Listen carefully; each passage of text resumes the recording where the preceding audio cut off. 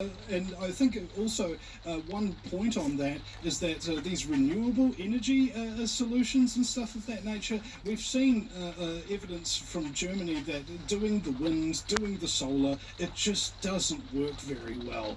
And to the large degree, the coal industry needs to be massively supported. In fact, I even saw a new Conservatives candidate with a T-shirt on that says "Black Coal Matters." I was wondering what the perspective is on mining and those are the kind of things that essentially these are trapped resources that take effort to get out and they give back a hell of a lot.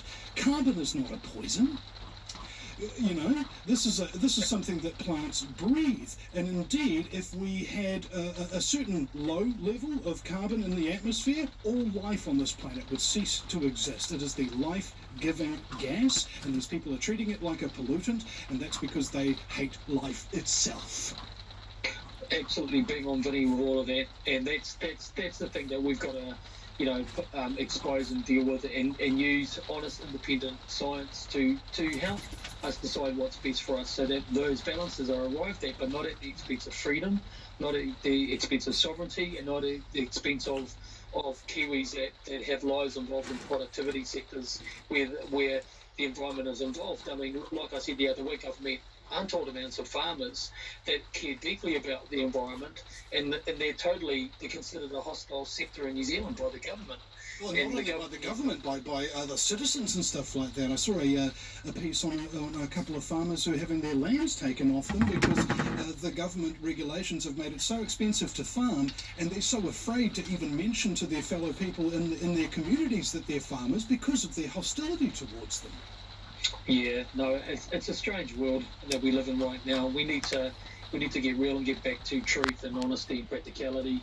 We need to, one of the things that we need to realise that's going to get us out of this magnificent debt that we've got is productivity within our country's borders, so that we create a strong, robust productivity sector, and that includes anything of export value, and get those pumping so that we can get foreign money into our country that's buying our stuff. It's going to be foreign receipts that save our country and help us pay down debt.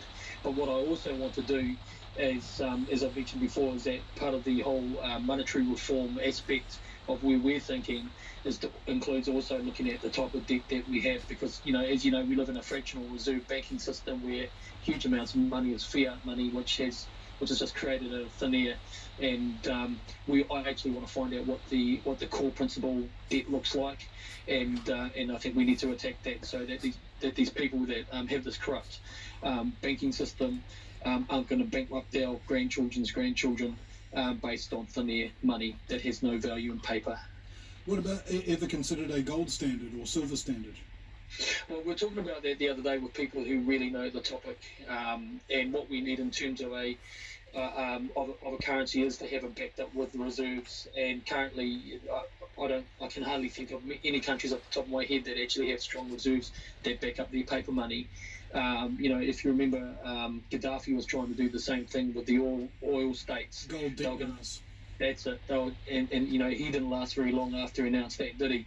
And so, with the Arab Spring and the conquest of Libya, which saw him be assassinated by a CIA-funded militia, and so we do need to look at that, and that's all part of the whole thing that we need to expose and deal with.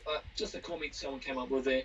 But what about some commitments from me? Well, just go to our party website, NZPublic.org, and have a look at what we stand for pillars. They're all in there. And that's what we're going to be fighting on. There's so much more policy that we're going to be adding into our website over the next few days. People are going to be avalanche by it. And it's actually my belief it's going to be the strength of not only our stance, but also the quality and the thoroughness of the policies that we're going to have to present to people to look at, to know that we are a party that will be able to affect change and know what we're doing with and how to implement those changes, and that we're not a one-trick pony like some of the other parties. And what I always say is that without democracy being number one, there is no outdoors, there is no monetary reform, there is no conservatism. It's just one community destruction of freedoms in our country and our ability as New Zealand citizens to live free and undisturbed, and that's so important to us.